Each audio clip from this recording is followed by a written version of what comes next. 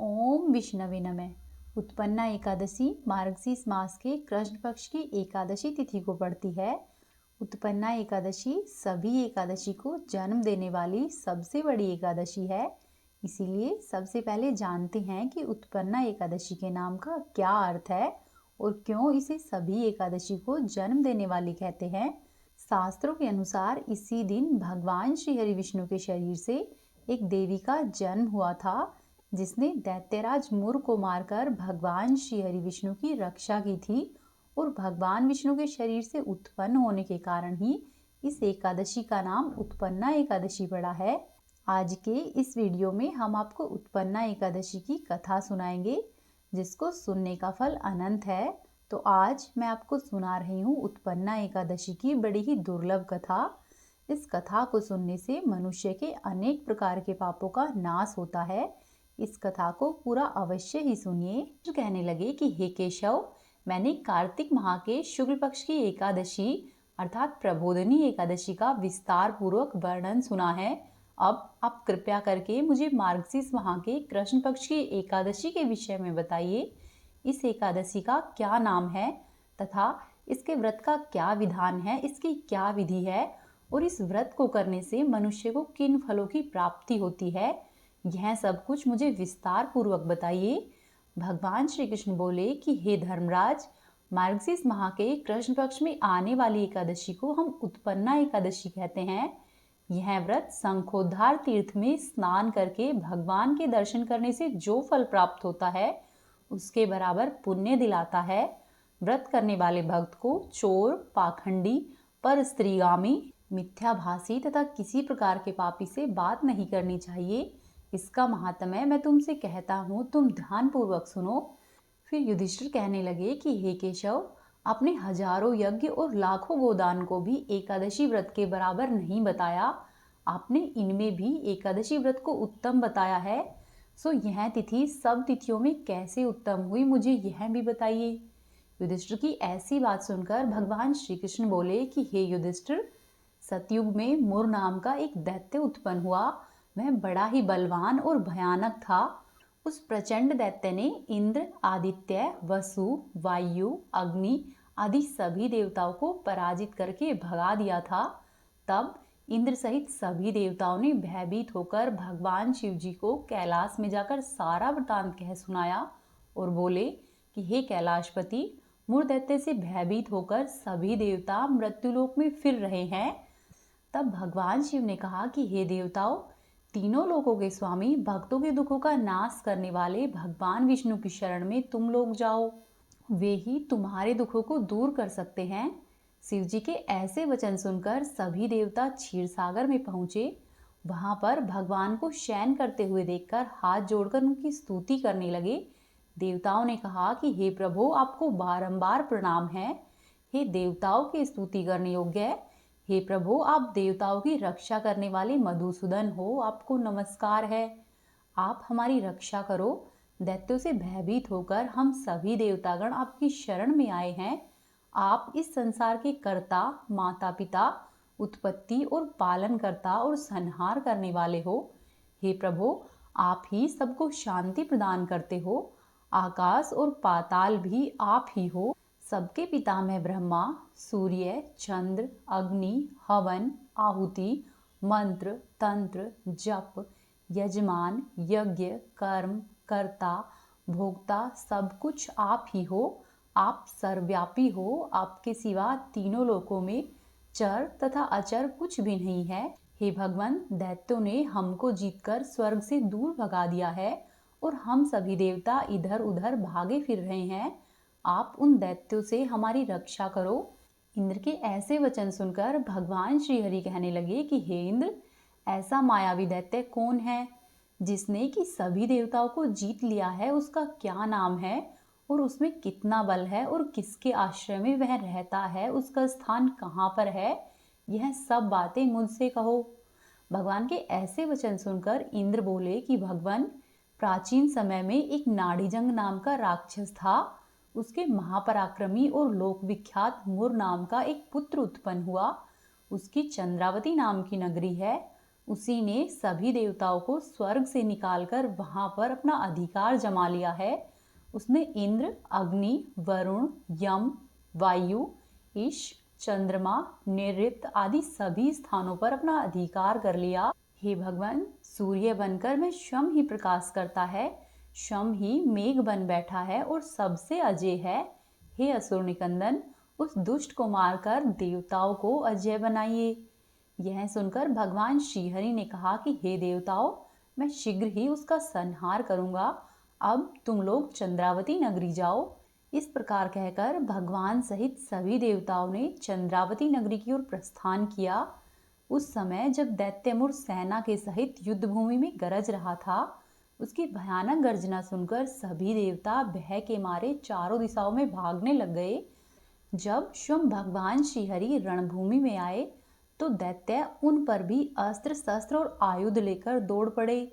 भगवान ने उन्हें सर्प के समान अपने बाणों से बींध डाला।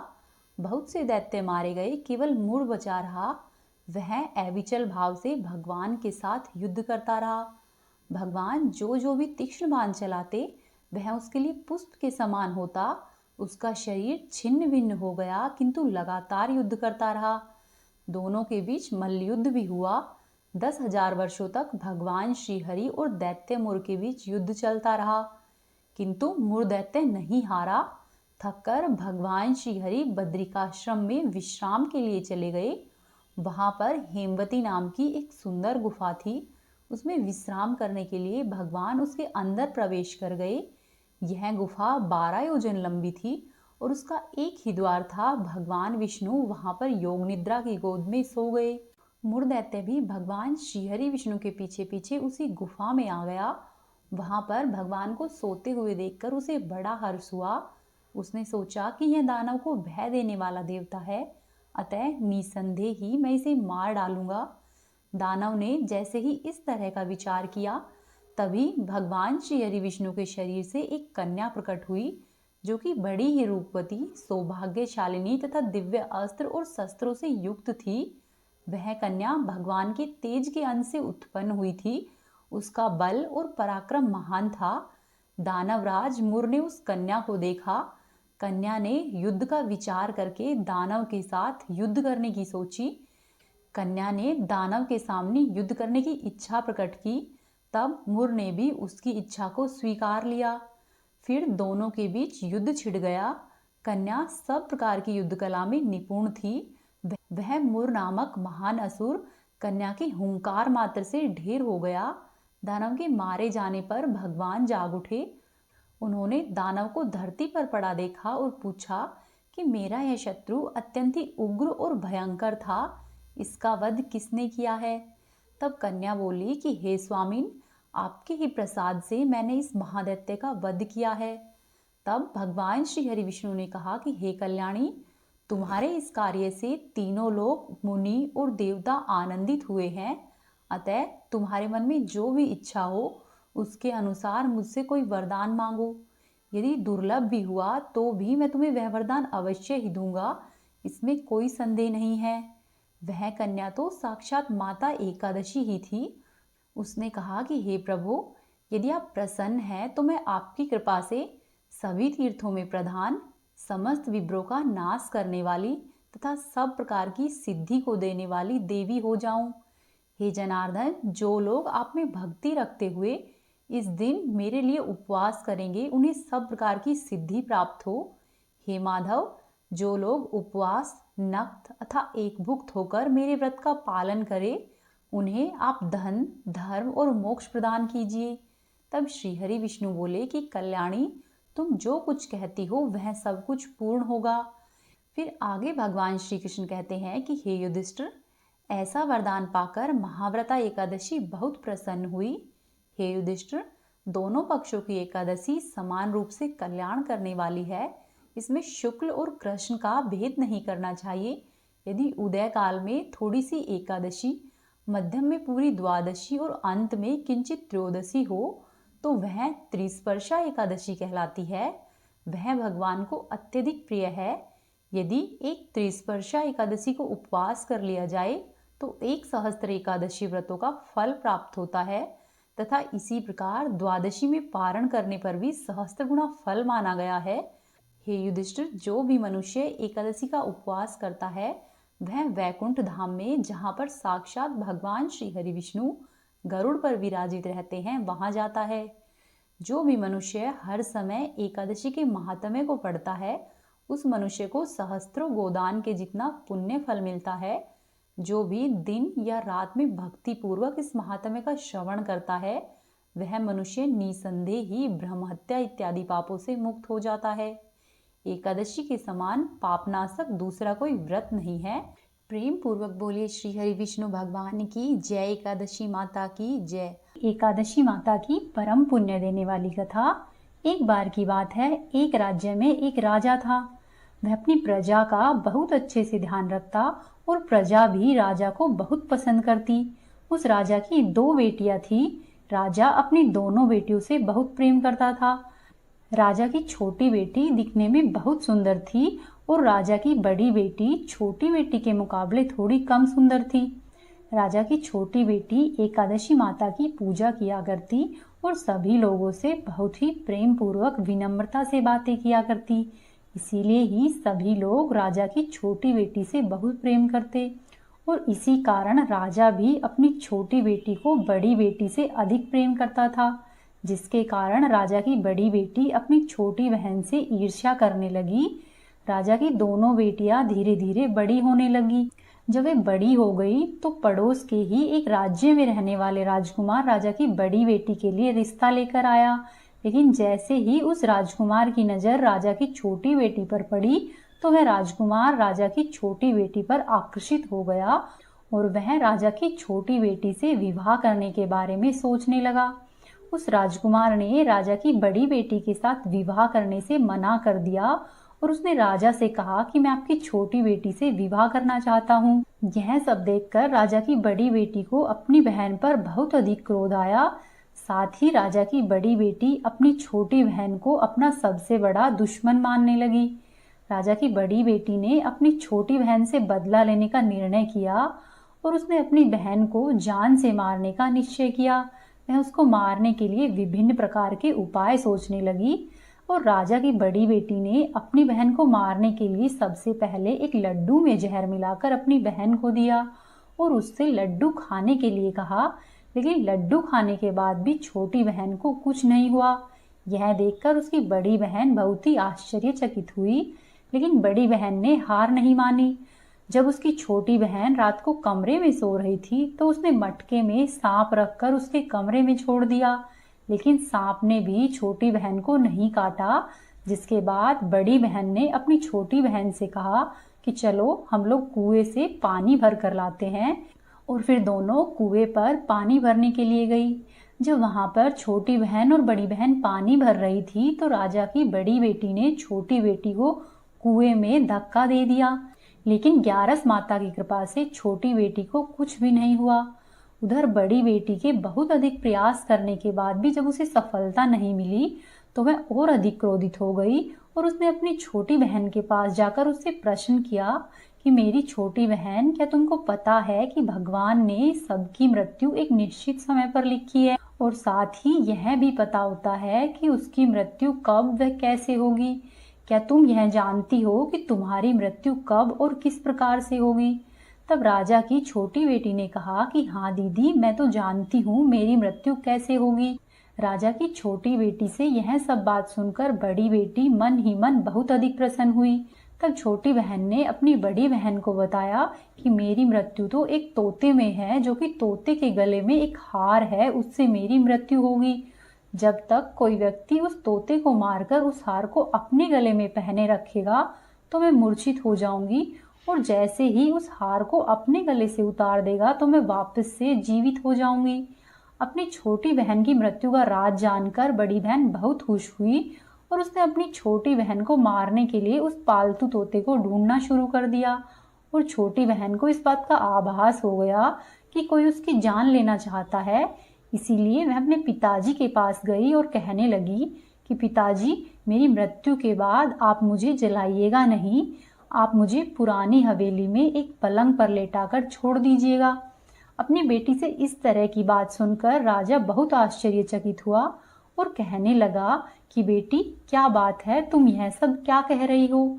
तब राजा की छोटी बेटी ने कहा कि पिताजी, समय किसी के लिए नहीं रुकता।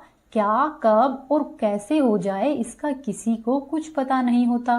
फिर राजा ने अपनी छोटी बेटी से कहा कि तुम ऐसी बातें क्यों करती हो, 2-3 दिन बाद तो तुम्हारा विवाह है। लेकिन छोटी बेटी ने अपने पिताजी को ऐसा करने के लिए मजबूर कर दिया और उनसे वचन भी ले लिया, जिससे कि राजा ने भी अपनी छोटी बेटी की बात स्वीकार कर ली। और फिर 2-3 दिन इसी तरह से व्यतीत हो गए और 2-3 दिनों के बाद जब राजा की छोटी बेटी की शादी का समय आया, तब राजकुमार बारात लेकर राजा के घर आया। तब राजकुमार और राजा की छोटी बेटी का विवाह शुरू हो गया और जैसे ही राजा की छोटी बेटी राजकुमार के साथ फेरे लेने लगी, तो उसकी बड़ी बहन ने अपनी छोटी बहन के कमरे में जाकर उसके तोते को पकड़ लिया और उसके तोते को जान से मार दिया। और तोते के गले में जो हार था, उस हार को राजा की बड़ी बेटी ने अपने गले में पहन लिया। और जैसे ही बड़ी बहन ने उस हार को अपने गले में पहना, तो उधर दूसरी तरफ राजा की छोटी बेटी ने 3.5 ही फेरे लिए थे और वह तुरंत ही मूर्छित हो गई। इसके बाद राजा ने बड़े बड़े वैद्य हकीमों को बुलाया और अपनी छोटी बेटी का इलाज करने के लिए कहा। राजा की बात सुनकर वैद्य ने छोटी बेटी को देखा तो राजा को बताया कि आपकी बेटी न तो जीवित है और न ही मरी हुई है। ऐसा हम पहली बार देख रहे हैं। तब राजा ने वैद्य और यह हकीमों को यह बात बाहर बताने से मना कर दिया और उनसे कहा कि अगर तुमने यह बात बाहर प्रजा में बताई तो मैं तुमको फांसी दे दूंगा। फिर राजा ने अपनी बेटी की इच्छा के अनुसार ही अपनी छोटी बेटी को पुराने महल में ले जाकर एक पलंग पर लेटा दिया और वहां पर कुछ सैनिकों को सुरक्षा के लिए तैनात कर दिया। इसके बाद जब राजा वापस अपने महल पर आया तो राजा की बड़ी बेटी अपने पिताजी के पास आई और कहने लगी कि पिताजी, अगर यह शादी संपन्न नहीं हुई तो आपकी इज्जत का क्या होगा। आप कहे तो मैं आपकी इज्जत बचाने के लिए राजकुमार से शादी करने के लिए तैयार हूँ। जिसके बाद राजा ने अपनी बड़ी बेटी की बात मान ली और राजा ने अपनी बड़ी बेटी को छोटी बेटी के कपड़े पहनाकर मंडप में भेज दिया। लेकिन राजकुमार यह जान गया कि यह राजा की बड़ी बेटी है, छोटी बेटी नहीं है। लेकिन जब राजकुमार ने शादी करने से मना कर दिया तो सभी लोगों ने राजकुमार को उससे शादी करने के लिए विवश कर दिया। इस तरह से बचे हुए फेरे राजा की बड़ी बेटी ने लिए और विवाह संपन्न हुआ। जिसके बाद राजकुमार राजा की बड़ी बेटी को लेकर अपने महल में गया और विवाह होने के बाद राजकुमार ने उससे ना तो बात की और ना ही उसे पसंद करता था और ना ही उसके आसपास भटकता था। और राजकुमार ने यह फैसला किया कि वह अपनी प्रेमिका को ढूंढ कर रहेगा और यह जानकर रहेगा कि आखिर उसके साथ क्या हुआ है। इसी तरह से धीरे धीरे दिन व्यतीत होने लगे। एक दिन राजकुमार अपने घोड़े पर सवार होकर राजा के महल के पास पहुंचा। वहां पर उसने कुछ सैनिकों को देखा और महल के पास जब राजकुमार गया और महल को ध्यान से देखा तो वह समझ गया कि यह तो हमारे ससुर का महल है। तब राजकुमार ने सैनिकों से पूछा कि तुम लोग यहाँ पर क्या कर रहे हो और उस महल के अंदर उस पलंग पर कौन लेटा है। जिसके बाद सैनिकों ने बताया कि यहाँ पर राजा की छोटी बेटी है। यह सुनकर राजकुमार को बहुत अधिक आश्चर्य हुआ, साथ ही वह प्रसन्न हो गया और वह तुरंत ही अपनी प्रेमिका के पास पहुंचा और उसकी सेवा करने लगा। जैसे ही रात हुई तो राजा की छोटी बेटी उठकर खड़ी हो गई। राजकुमार यह देखकर बहुत ही आश्चर्यचकित हुआ और उसने प्रसन्न होकर पूछा कि यहाँ पर तुम क्या कर रही हो, तुम मेरे साथ मेरे घर पर चलो। तब राजा की छोटी बेटी ने राजकुमार को सारी बातें कह सुनाई और बताया कि मेरी जान एक तोते में बसती थी। यह बात मैंने सिर्फ अपनी बहन को बताई थी और मुझे पता है कि उसने ही मुझे मारने का प्रयास किया है। उसके पास एक हार है जिसको वह सुबह पहन लेती है और रात्रि में उतार देती है। जब तक वह हार को पहनकर रखती है तब तक मैं मूर्छित रहती हूँ और जैसे ही वह हार को उतार देती है मैं फिर से जीवित हो जाती हूँ और जब तक मेरी बहन के पास वह हार रहेगा तब तक मैं जीवित और मूर्छित होती रहूँगी। अगर मेरी बड़ी बहन के पास जो हार है वो मेरे हाथ लग जाए तो मैं हमेशा के लिए जीवित हो जाऊंगी। राजकुमार यह सब बातें सुनकर राजा की छोटी बेटी के पास रहने का निर्णय लेता है और उसने अपने बचे हुए सारे फेरे उस बेटी के साथ ही संपन्न किए और इस तरह से अपना विवाह पूर्ण कर लिया और वहीं पर ही वह रहने लग गया। देखते ही देखते कुछ समय में राजा की छोटी बेटी यानी कि राजकुमार की पत्नी गर्भवती हो गई। एक दिन राजकुमार को किसी काम से बाहर जाना पड़ा। तब छोटी बहन के पेट में बहुत तेज से दर्द होने लगा, जिसके बाद उसने माता का नाम लिया और एकादशी माता को याद किया। वहां पर एकादशी माता प्रकट हुई और उन्होंने अपने भक्त के दर्द को दूर किया और एक पुत्र की प्राप्ति करवाई। और फिर वहीं पर अचानक से राजकुमार भी आ गया। राजकुमार ने ग्यारस माता को देखा तो वह आश्चर्यचकित हो गया और उसने तुरंत ही ग्यारस माता को प्रणाम किया। तब माता ने राजकुमार से कहा कि जब यह तुम्हारा पुत्र 5 वर्ष का हो जाए तो तुम आकर अपनी पत्नी का हार इसके गले में डाल देना। देखते ही देखते समय व्यतीत हुआ और राजकुमार व राजा की छोटी बेटी का पुत्र 5 वर्ष का हो जाता है। तो राजकुमार अपने बेटे से कहता है कि बेटा, मैं कुछ काम से बाहर जा रहा हूँ, तुम अपनी माता का ध्यान रखना। और ऐसा कहकर वह वहां से चला जाता है।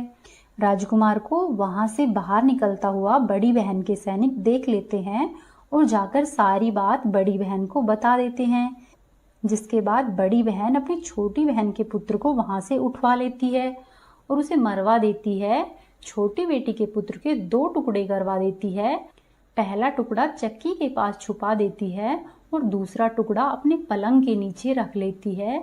उसके बाद ग्यारस माता उनके घर पर भिखारी का रूप लेकर आती है और भिखारिन के रूप में बड़ी बहन के पास जाती है और भिक्षा मांगती है।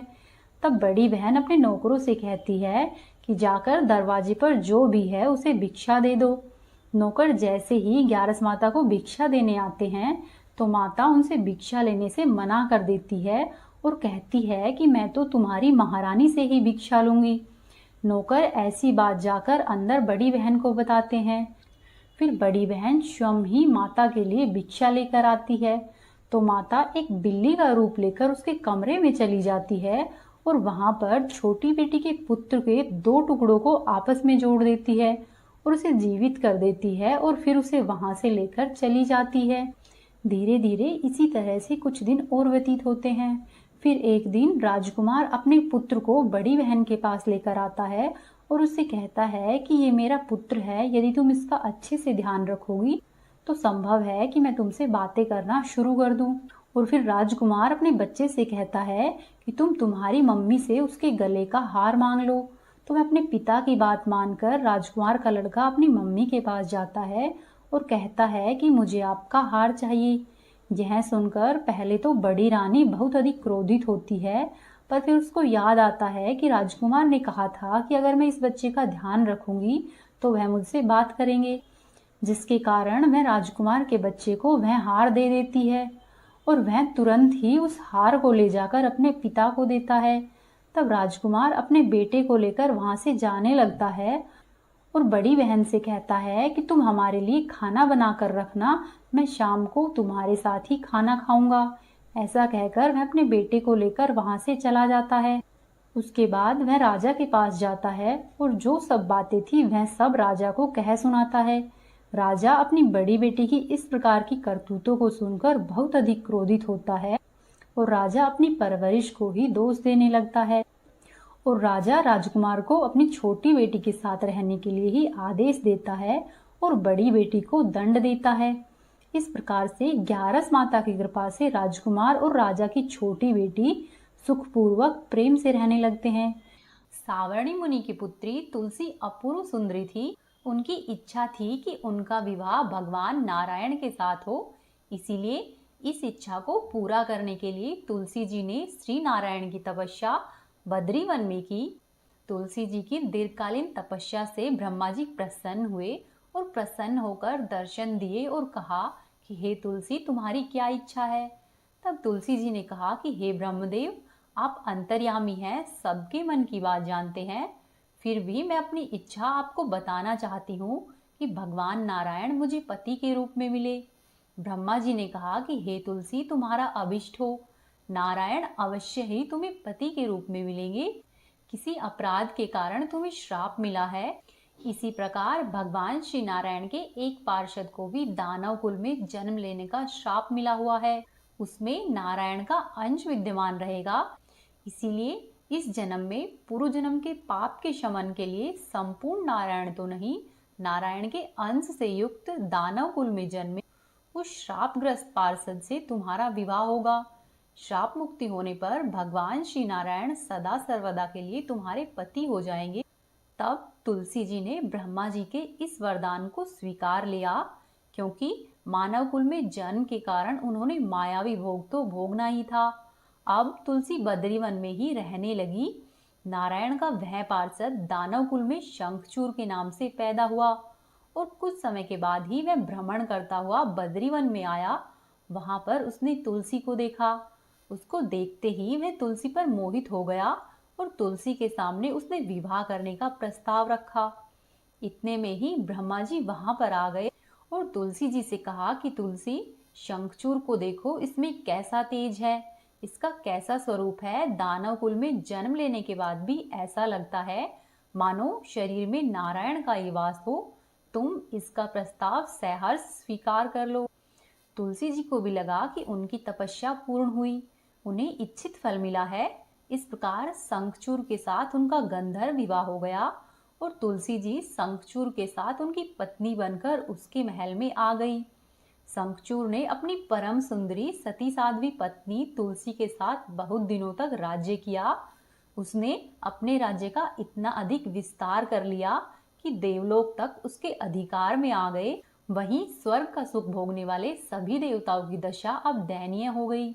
शंखचूर धर्म पूर्वक राज्य करता था, वह किसी को भी कष्ट नहीं देता था। वहीं देवतागण अधिकार छिन जाने और राज्य छिन जाने से परेशान थे। तब सभी देवतागण मिलकर श्री ब्रह्मा जी, विष्णु जी और शिव जी की सभा में गए तथा सभी देवताओं ने अपनी विपत्ति कह सुनाई। तब ब्रह्मा जी ने कहा कि तुलसी परम साध्वी है, उसका विवाह मैंने ही शंखचूड़ से कराया था। शंखचूड़ को तब तक नहीं हराया जा सकता या नहीं मारा जा सकता जब तक तुलसी का सतीत्व नष्ट नहीं हो जाए। तब श्री विष्णु जी ने कहा कि शंखचूड़ पूर्व जन्म में मेरा पार्षद था। शाप के कारण उसे दैत्य कुल में जन्म लेना पड़ा। इस जन्म में भी उसमें मेरा अंश व्याप्त है। साथ ही तुलसी के पतिव्रत धर्म से वह अजय है। फिर सभी देवताओं की सहमति से भगवान शिव ने शंखचूड़ के पास संदेशा भिजवाया कि या तो वह देवताओं का राज्य लौटा दे या फिर उनसे युद्ध करे। शंखचूड़ शंकर जी के पास पहुंचा और उसने कहा कि हे देवाजी देव, आपके लिए देवताओं का पक्ष लेना उचित नहीं है।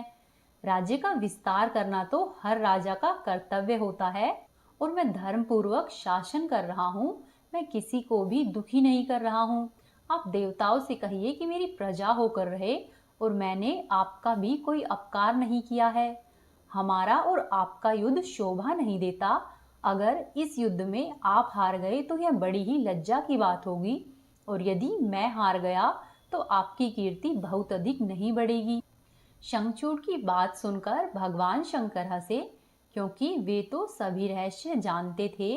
तुलसी और शंखचूड़ के पूर्व जन्म के श्राप की अवधि अब लगभग पूरी ही होने वाली थी। भगवान शंकर बोले कि शंखचूड़, इसमें कीर्ति और लज्जा की तो कोई बात नहीं है। तुम देवों को उनका राज्य लौटा दो और उन्हें उनके पद पर प्रतिष्ठित होने दो। युद्ध से बचने का एकमात्र यही उपाय है। तब शंखचूड़ ने कहा कि मैंने तो युद्ध के बल से ही देवलोक को जीता है और अब यदि कोई देवलोक को वापस चाहता है तो उसे केवल युद्ध करके ही मैं वापस लौटा सकता हूँ। मेरा यह अंतिम निर्णय है। ऐसा कहकर शंखचूड़ वहां से चला गया। उसने अपने राजमहल में वापस आकर अपनी पत्नी तुलसी को सारी बातें कह सुनाई और कहा कि हे तुलसी, कर्म भोग सब काल सूत्र में बंधा हुआ है। जीवन में हर्ष, शोक, भय, सुख, दुख, मंगल और अमंगल सब कुछ काल के ही अधीन है। हम तो केवल निमित्त मात्र है। संभव है कि भगवान शिव देवों का पक्ष लेकर मुझसे युद्ध करे। तुम चिंता मत करना, तुम्हारा सती तेज मेरी रक्षा करेगा। और फिर दूसरे ही दिन भगवान शंकर के नेतृत्व में देवताओं ने युद्ध छेड़ दिया। शंखचूड़ ने भीष्म बाण की वर्षा करके सभी देवताओं के वेग को रोका। उनके प्रहार से देवतागण डगमगाने लगे। फिर शंखचूड़ ने दानवी शक्ति का प्रयोग करके मायावी युद्ध आरंभ कर दिया। युद्ध स्थल पर वह दिखाई नहीं देता, परंतु उसके अस्त्र और शस्त्र देवताओं पर प्रहार कर रहे थे। कई दिनों तक इसी तरह से भयंकर युद्ध चला। शंखचूड़ पराजित ही नहीं हुआ। तब भगवान शिव ने श्री विष्णु जी से कहा कि हे हरि, कुछ उपाय करो, अन्यथा मेरा सारा यश मिट्टी में मिल जाएगा। तब श्री विष्णु जी ने सोचा कि बल से तो शंखचूड़ को हराया नहीं जा सकता, अब इसे छल से ही हराना पड़ेगा। तब उन्होंने तुरंत ही अपने स्वरूप को शंखचूड़ जैसा बनाया और अस्त्र व शस्त्रों से सुसज्जित होकर वे तुलसी जी के महल में आ पहुंचे। वहां पर तुलसी जी के पास पहुंचकर बोले कि हे प्रिय, मैं युद्ध जीत आया। सारे देवता भगवान शंकर के समेत हार गए हैं, इसी खुशी में आओ, मैं तुम्हें अंक से लगा लूं। पति को प्रत्यक्ष खड़े देखकर और विजय का समाचार सुनकर तुलसी जी दौड़कर आई और मायावी शंखचूड़ के गले से लिपट गई। इस प्रकार पति पत्नी दोनों ने आलिंगन होकर खूब आनंद मनाया। इधर पराये पुरुष के साथ इस प्रकार के व्यवहार से तुलसी का सती तेज नष्ट हो गया। उनका सती तेज, जो कि शंखचूड़ के लिए एक कवच की तरह काम कर रहा था, अब वह नष्ट हो गया था। इसीलिए युद्ध के मैदान में शंखचूड़ शक्तिहीन हो गया और यह जानते ही भगवान शंकर ने अपने त्रिशूल से शंखचूड़ पर प्रहार कर दिया। त्रिशूल के लगते ही शंखचूड़ जलकर भस्म हो गया और शंखचूड़ के मरने का जानकर श्रीहरि विष्णु अपने असली रूप में आ गए और अपने सामने अपने पति के स्थान पर श्रीहरि विष्णु को देखकर तुलसी बहुत आश्चर्यचकित हुई। अब उसे पता चल गया था कि स्वयं नारायण ने उसके साथ छल किया है। तब क्रोध में आकर तुलसी जी ने श्रीहरि विष्णु को श्राप दिया कि एक स्त्री का सतीत्व भंग करने के अपराध में आप हृदयहीन पत्थर हो जाओगे।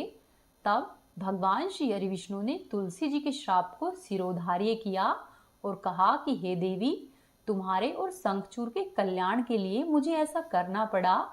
तुम दोनों को श्राप से मुक्त कराना था।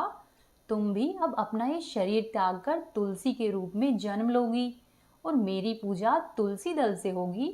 मैं शालिग्राम पत्थर बनूंगा, मेरे शीश पर तुम सदैव ही विराजमान होगी। तुम्हारे पति की हड्डियों के चूर्ण से शंख की उत्पत्ति होगी और उसी शंख की ध्वनि से देवताओं और मेरी पूजा आराधना होगी। हे देवी, जहाँ पर शंख की ध्वनि होगी वहाँ मैं सदैव ही विराजमान रहूंगा। तुमने पूर्व जन्म में बद्री वन में मुझे पाने के लिए कठोर तपस्या की थी।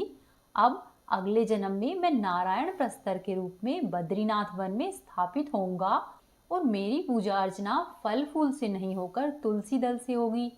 तुम सदैव ही मेरे शीश पर विराजमान होकर मुझसे भी ऊंचा पद प्राप्त करोगी और मेरा भोग भी तुम्हारे बिना स्वीकार नहीं होगा। प्रेम पूर्वक बोलिए श्री हरि विष्णु भगवान की जय, तुलसी माता की जय। तो ये थी आज की कथाएं। उम्मीद है आपको पसंद आई होगी। यदि आपको पसंद आई है तो चैनल को जरूर सब्सक्राइब कीजिए, वीडियो को लाइक करें और कोशिश करें कि अपने 1 या 2 दोस्तों के साथ वीडियो को शेयर करें। हरे कृष्णा।